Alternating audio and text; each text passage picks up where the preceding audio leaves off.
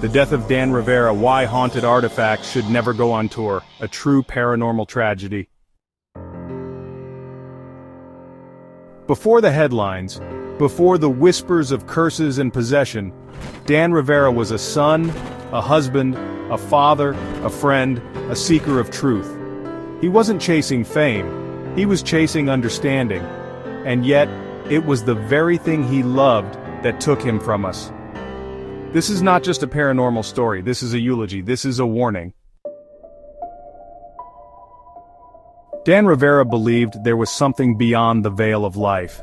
He gave over 2 decades of his life to investigating haunted locations across the United States, from the Waverly Hills Sanatorium to the Eastern State Penitentiary. Dan wasn't reckless. He followed protocols, protected his team, prayed before every investigation. But in 2025, Dan made one decision that no amount of training could undo. He agreed to take one of the world's most haunted objects, the Annabelle doll, on a national tour. Annabelle isn't the porcelain doll you see in Hollywood. She's a Raggedy Ann doll, and honestly, far more dangerous than she appears.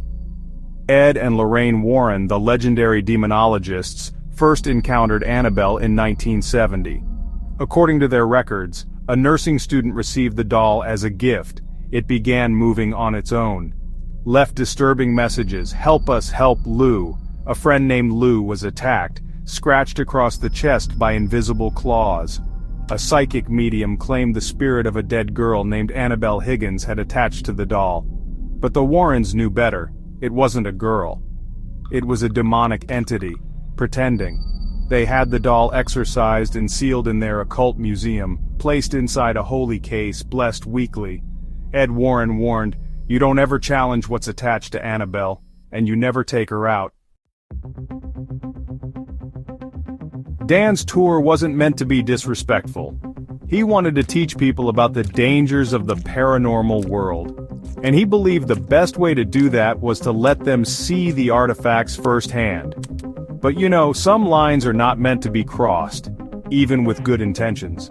Sources close to Dan say he fought for protective protocols. The doll would never be removed from its sealed travel case. Holy water would be sprinkled at every venue, and a priest would bless each location. But in the weeks before the tour began, things started going wrong.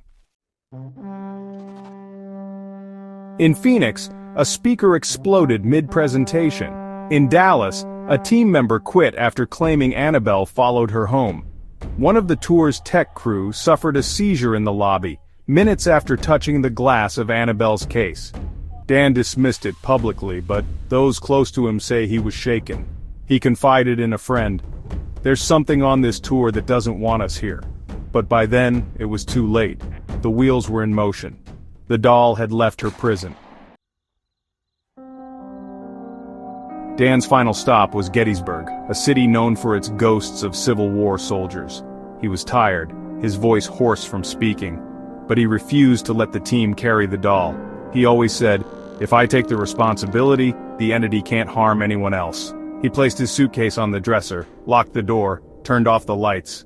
By morning, Dan Rivera was dead. Dan was found lying on his back, eyes wide open. There were no signs of trauma, no drugs, no heart condition. Cause of death? Sudden cardiac arrest. But one detail chilled investigators. Where was the Annabelle doll? Some sources claim Annabelle was in Dan's room at the time of his death. Francis Dudrow, coroner, stated that Annabelle was not in the room when she examined Dan. No one knows for sure what happened to Dan other than being found dead of a sudden heart attack.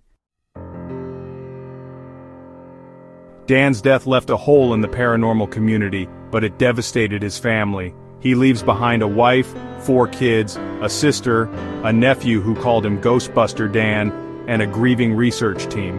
His family declined media interviews, except for a simple statement, he died doing what he loved. But some things are best left locked away.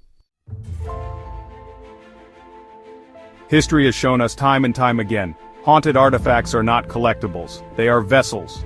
The debug box caused hallucinations and death among those who possessed it. Robert the Doll is blamed for accidents, fires, and divorce among those who mock him. Even the Hope Diamond has left a trail of suicide, bankruptcy, and early death.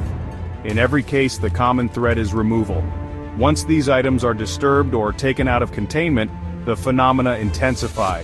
It is not about belief, it is about respect. Don't play with haunted items like toys.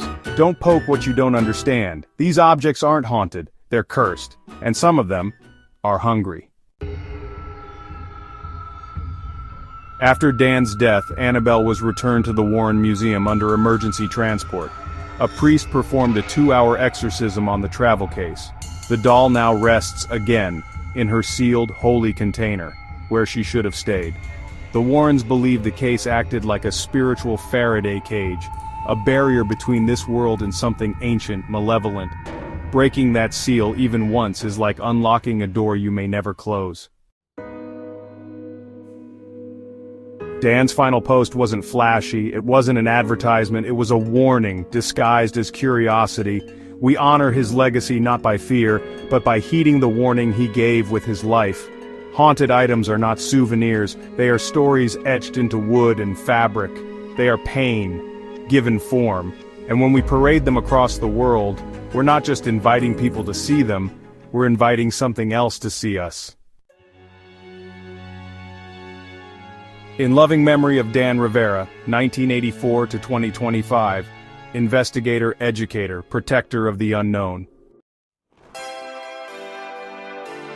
If you or someone you know works with the paranormal, share this story. Let Dan Rivera's legacy remind us all. Not every door should be opened, and not every haunted item should ever leave the shadows. Subscribe for more true paranormal cases, cautionary tales, and unsolved mysteries. Leave a comment below to honor Dan or share your experience with haunted objects.